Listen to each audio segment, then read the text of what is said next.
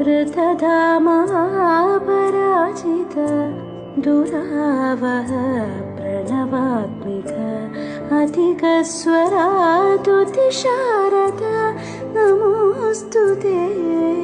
श्यामाम्बरं मुखसागरं तुलसीदलम् अतिसुन्दरम् कनकासुखं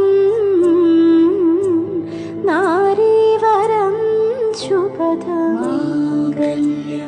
तन्तुनानेन मम जीवनहेतुना